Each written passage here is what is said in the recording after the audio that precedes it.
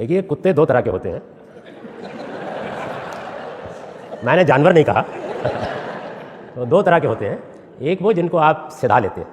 قرآن مجید نے اس کے لیے ایک لفظ استعمال کیا تقلیب، مقلبین، یعنی ایسے کتے جن کو آپ نے سدھا لیا. سدھانے کی غرض کوئی بھی ہو سکتی ہے. ایک پیٹ کے طور پر، یعنی ایسا بنا لیا کہ وہ صاف ستھرا رہتا ہے، اس کے رفع حاجت کرنے کے اوقات مقرر ہیں، ایسا نہیں ہے کہ آپ کے تخت کے نیچے چھپے گا تو وہیں کچھ کر ڈالے گا، تو آپ نے اس کو سدھا لیا.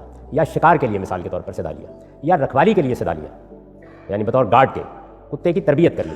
تو اللہ تعالیٰ نے اس کتے کو سدھانے کے علم کو اپنی عنایت کہا ہے قرآن میں. کبھی پڑھیے سورہ مائدہ میں کہ یہ میرا دیا ہوا علم ہے جس کے ذریعے سے تم کتوں کو سدھا کر ایسا بنا لیتے ہو. سورہ مائدہ کی بالکل ابتدا میں.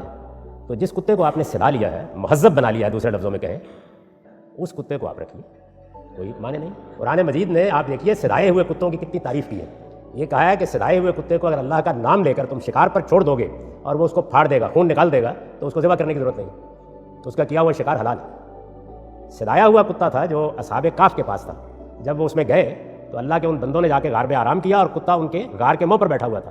قرآن مجید اس واقعے کا ذکر کرتے ہوئے کہتا ہے وَكَلْبُهُمْ بَاسِطٌ ذَرَائِعَهُ بِالْوَسِيدِ، ان کا کتا اس غار کے منہ کے اوپر اپنے دونوں بازو پھیلائے ہوئے بیٹھا ہوا تھا. بہت تحسین کے انداز میں ذکر کیا ہے.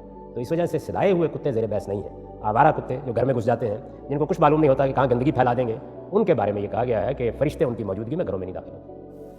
تو وہ ایسا گندا جانور تو کتے کے علاوہ بھی کوئی ہو سکتا ہے، وہ خاص کتے کی کوئی نجاست نہیں ہے. جی ہاں بالکل ایسا ہی ہو سکتا ہے. تو یہ تو ایک عمومی بات ہے، لیکن چونکہ لوگ کتوں کو زیادہ تر رکھتے تھے، رکھوالی کے لیے بھی رکھتے تھے، اسی طرح ان کو شکار کے لیے بھی سدھاتے تھے. عرب میں تو بہت رواج تھا اس کا. آپ جانتے ہیں کہ جو گلہ باندھ لوگ ہوتے ہیں، بھیڑ بکریاں پالنے والے، ان کے لیے ناگزیر ہوتا ہے کتا رکھنا.